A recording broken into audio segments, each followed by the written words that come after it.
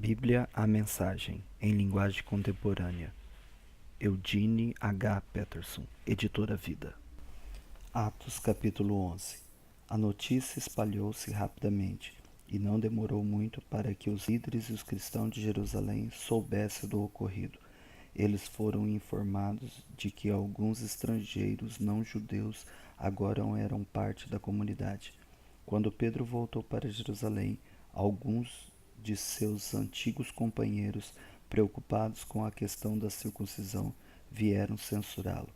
O que você pensa que está fazendo, envolvendo-se com essa gente, comendo o que é proibido e arruinando nossa reputação? Começando do princípio, Pedro contou toda a história. Eu estava na cidade de Jope, orando, entrei em êxtase espiritual e tive uma visão. Um lençol imenso, sustentado por cordas nas quatro pontas, desceu do céu e parou no chão, bem na minha frente. No lençol estavam animais do campo e selvagens, répteis e aves, todo tipo de bicho. Fascinado, fiquei pensando naquilo. Então ouvi uma voz: vá em frente, Pedro, mate e coma. Respondi: de jeito nenhum, Senhor. Nunca comi nada que não fosse preparado segundo os preceitos judaicos. Mas a voz falou de novo: se Deus diz que está tudo bem, está tudo bem. Isso aconteceu 3 vezes. Depois o lençol foi puxado de volta para o céu. Foi aí que 3 homens de Cesareia apareceram na casa em que eu estava hospedado. O Espírito ordenou que eu fosse com eles, sem fazer pergunta. Eu os acompanhei com seus amigos até a casa do homem que havia mandado me chamar. Ele contou que tinha visto um anjo em sua casa, tão real quanto uma pessoa. O anjo lhe ordenara: mande buscar Simão em Jope, aquele que é chamado de Pedro. O que ele vai dizer salvará sua vida, na verdade, sua e de todos os seus. Então comecei a falar. Eu tinha apenas começado a falar quando o Espírito Santo desceu sobre eles, exatamente como aconteceu conosco no princípio. Naquele momento, lembrei-me das palavras de Jesus. João batizou com água, mas vocês serão batizados com o Espírito Santo. Então pergunto a vocês, se Deus concede a eles o mesmo dom que deu a nós quando cremos no Senhor Jesus Cristo, como eu poderia me opor a Deus? Ao ouvir o relato, eles ficaram quietos e em seguida começaram a louvar a Deus.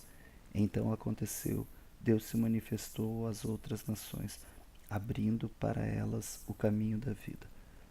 Os que haviam sido dispersos pela perseguição iniciada com a morte de Estevão foram parar na Fenícia, em Chipre e em Antioquia, mas ainda falavam e se relacionavam apenas com outros judeus.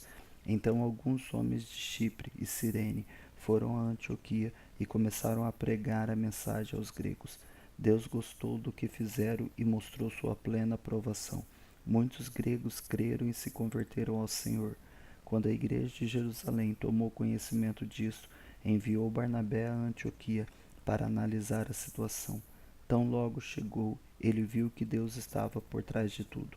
Por esse motivo se lançou à obra com eles, ajudando-os a permanecer firmes na fé para o resto da vida. Ele era um homem bom, cheio de entusiasmo, que confiava no agir do Espírito Santo. A comunidade cresceu e se fortaleceu no Senhor. Algum tempo depois, Barnabé foi a Tarso à procura de Saulo. Ele o encontrou e o trouxe para Antioquia. Passaram um ano inteiro ali, dirigindo as reuniões da igreja e ensinando o povo. E foi em Antioquia que os discípulos pela primeira vez foram chamados cristãos.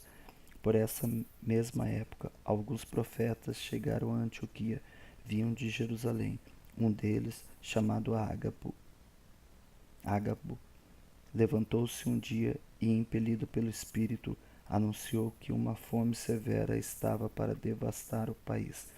De fato aconteceu no reinado de Cláudio. Então os discípulos decidiram enviar cada um o que pudesse para ajudar os cristãos da Judéia. Coube a Barnabé e Saulo a tarefa de entregar a oferta aos líderes em Jerusalém.